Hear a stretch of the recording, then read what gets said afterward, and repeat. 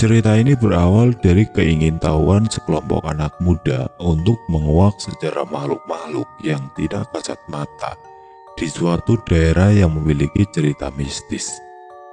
Singkat cerita, salah satu temanku tidak sengaja menemukan sebuah artikel kisah mistis di suatu daerah Bandung. Cerita itu konon kabarnya sampai memakan korban jiwa. Salah satu temanku mendapatkan informasi langsung dari warga setempat yang mengetahui kejadian tersebut. Warga tersebut menceritakan setiap kejadian demi kejadian yang beliau ketahui.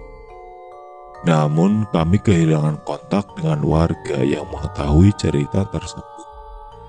Setelah itu aku dan temanku membuat sebuah kelompok untuk menguak atau mencari kebenaran tentang kisah tersebut. Kami beranggotakan 11 orang. Di antaranya ada 2 orang perempuan dan 9 orang laki-laki, dan kebetulan salah satu dari anggota memiliki suatu kelebihan yang bisa melihat makhluk yang tidak kasat mata atau indigo. Awal cerita, aku dan teman-temanku termasuk orang yang cukup tertarik akan sesuatu yang berbau mistis dan hal-hal di luar nalar. Mungkin karena kami memiliki pengalaman-pengalaman tersendiri yang berhubungan dengan mereka yang tidak kasat mata. Itulah mungkin yang menjadikan kami dekat dan nyaman untuk bertukar cerita atau bertukar sudut pandang kami tentang mereka. Singkat cerita, salah satu temanku yang bernama Nandar menceritakan sebuah cerita tentang rumah bernomor 13 di Kota B, daerah C. Temanku menceritakan bahwa dia mendapatkan informasinya langsung dari seseorang yang memang tinggal di daerah tersebut. Beliau menceritakan bahwa di samping rumah tersebut ada sebuah pohon beringin yang cukup besar. Dan sekarang areal rumah tersebut sudah dipagari pagar, tidak ada yang bisa masuk ataupun mendekat ke arah rumah tersebut. Beliau menceritakan sebuah cerita tentang seseorang yang pernah masuk ke rumah tersebut dan hilang selama 1 minggu dan ditemukan dalam kondisi tidak normal atau sudah gila. Banyak memar di sekujur tubuhnya. Beberapa hari setelahnya, orang tersebut ditemukan meninggal di rumahnya dengan kondisi mata melotot dan lidah yang menjulur keluar. Menurut tetua setempat, penghuni di sana marah dan tidak terima saat orang tersebut masuk. Dia mempunyai niatan buruk dan merasa besar kepala karena merasa punya ilmu. Lalu dia pun dibawa ke kerajaan gaib dan disiksa di sana, hingga orang tersebut berhasil kabur. Namun mungkin karena mentalnya sudah tidak bisa menerima lagi gangguan dari mereka, maka kesadarannya jadi terganggu. Gangguan itu berlanjut sampai akhirnya orang tersebut meninggal dunia. Aku yang mendengar cerita dari temanku berinisiatif membuat sebuah kelompok untuk menelusuri kebenaran dari cerita dan rumah tersebut. Namun temanku lupa menanyakan nomor telepon narasumber tersebut dan hanya mengingat nama daerah yang dimaksud.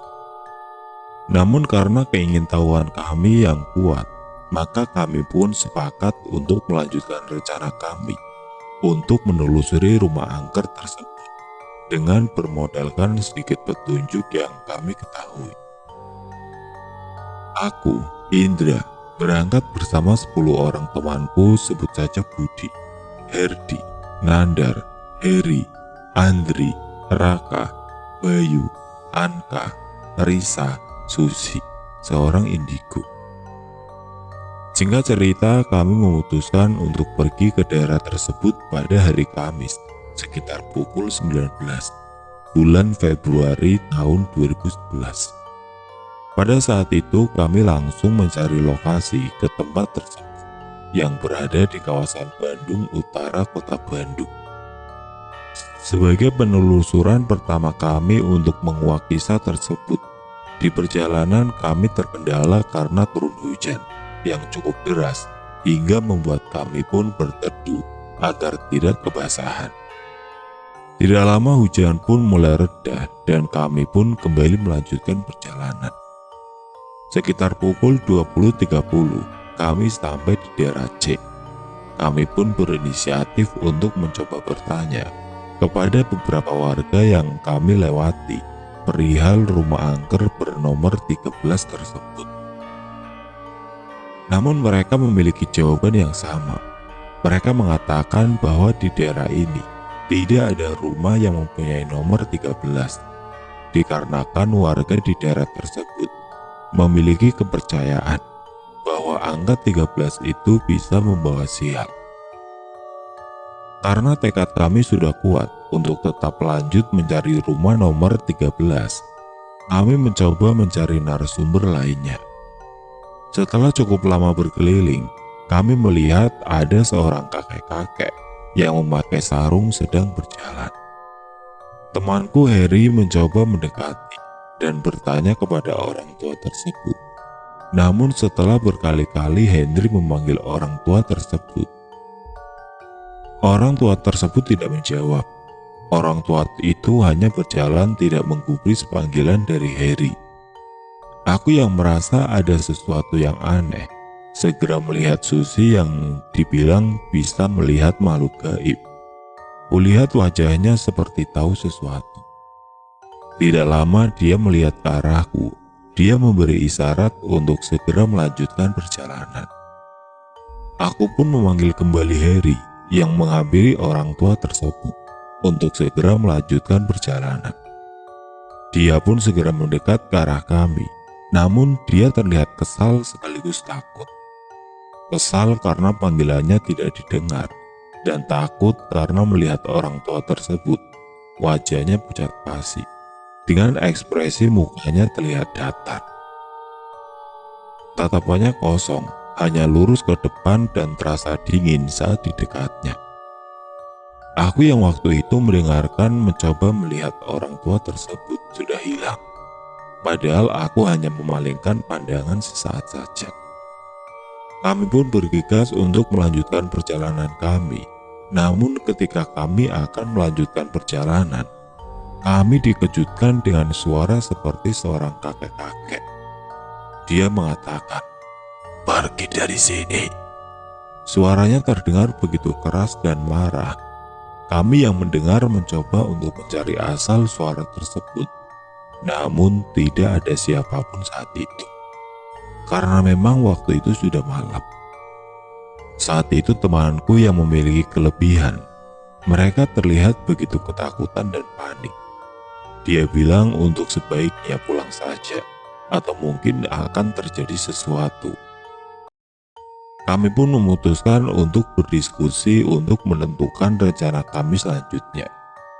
Saat itu, Susi, Risa, dan Budi menyarankan kami untuk pulang karena merasakan firasat yang tidak baik. Namun 7 orang lainnya tetap ingin melanjutkan penelusuran. Setelah sekian lama berdiskusi, akhirnya kami memutuskan untuk tetap melanjutkan perjalanan kami mencari lokasi rumah tersebut. Kecuali 2 temanku Budi dan Risa, mereka lebih memilih untuk pulang karena merasa tidak kuat untuk melanjutkan rencana ini. Sebenarnya aku dan Risa pun mengusulkan untuk pulang, namun karena anggota kami yang lain tetap ngotot, maka kami pun mengalah untuk ikut karena takut akan terjadi sesuatu nantinya. Kami yang tersisa 9 orang ini melanjutkan untuk mencari sumber lain yang mungkin mengetahui alamat rumah tersebut. Sekitar pukul 23.00, kami melihat beberapa orang yang sedang berkumpul dengan bara api unggun di tengah-tengah mereka. Namun saat kami mendekat, mereka melihat ke arah kami. Aku menyuruh kepada teman-temanku untuk berhenti, untuk mencoba menanyakan kepada mereka. Siapa tahu di antara mereka ada yang mengetahui lokasi yang sedang kami cari. Tidak lama seorang dari mereka mendekati kami setelah kami berhenti. Orang tersebut kemudian bertanya kami mau kemana. Aku pun mendekati orang tersebut dan menjelaskan rencana kami untuk mencari rumah nomor 13 tersebut.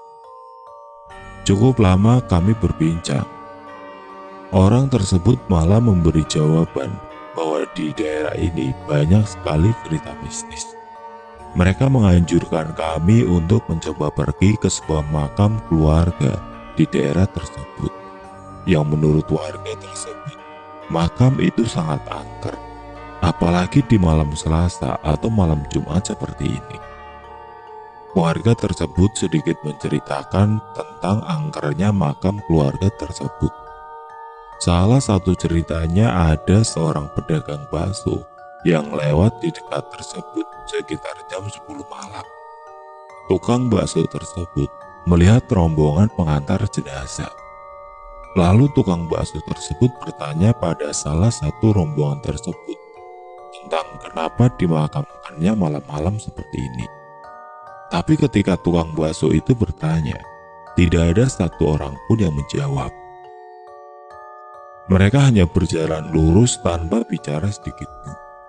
Merasa ada yang aneh, tukang bakso itu pun mencoba melihat ke arah kaki mereka, apakah menginjak tanah atau tidak. Saat dia melihat ke arah kaki mereka, tukang bakso itu melihat kaki mereka yang tidak menginjak tanah.